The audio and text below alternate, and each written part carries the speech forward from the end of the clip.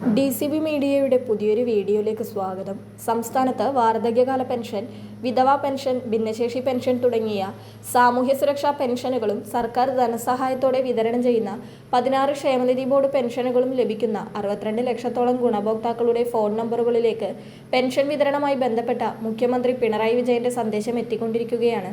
Bank അക്കൗണ്ടുകളിൽ pension സ്വീകരിക്കുന്നവർക്ക് മാത്രമല്ല, സഹകരണ ജീവനക്കാർ വഴി വീടുകളിലേക്ക് നേരിട്ട് പെൻഷൻ തുക എത്തുന്നവർക്കും മുഖ്യമന്ത്രിയുടെ സന്ദേശം എത്തിക്കൊണ്ടിരിക്കുകയാണ്. സംസ്ഥാനത്ത് സാമൂഹ്യ സുരക്ഷാ ക്ഷേമ പെൻഷനുകൾ വാങ്ങുന്ന 62 ലക്ഷത്തോളം ആളുകൾ അറിഞ്ഞിരിക്കേണ്ട വളരെ പ്രധാനപ്പെട്ട ഒരു അറിയിപ്പാണ് വീഡിയോയിലൂടെ ഷെയർ ചെയ്യുന്നത്. സംസ്ഥാനത്തെ ഫെബ്രുവരി മാസത്തെ ക്ഷേമ പെൻഷൻ വിതരണം ധനമന്ത്രി ഇത്തവണ നേരത്തെ പ്രഖ്യാപിച്ചിരിക്കുകയാണ്.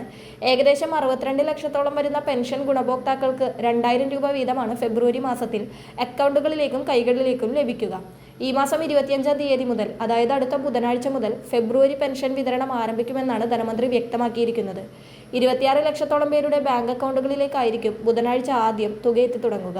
വീടുകളിലേക്കുള്ള പെൻഷൻ വിതരണം വ്യാഴം വെള്ളി ദിവസങ്ങളിലൊക്കെ ആയിരിക്കും സജീവമാവുക.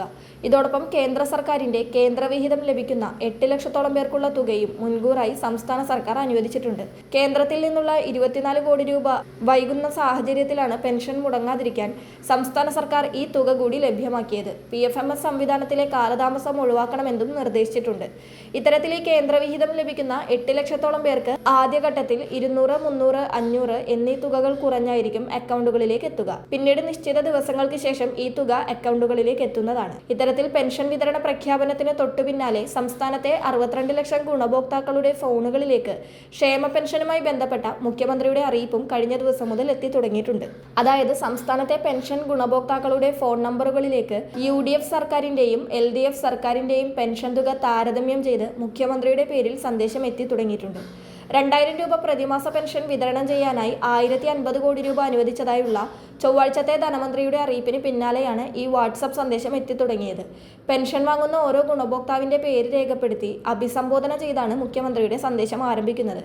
ഈ മാസം 25-ാം തീയതി മുതൽ പെൻഷൻ ലഭിച്ചു തുടങ്ങുമെന്നും 2016-ൽ 600 രൂപ മാത്രമായിരുന്ന പെൻഷനാണ് ഇന്ന് ഒരു കുടിശ്ശികയുമില്ലാതെ വിതരണം ചെയ്യുന്നതെന്നും സന്ദേശത്തിൽ പറയുന്നുണ്ട്.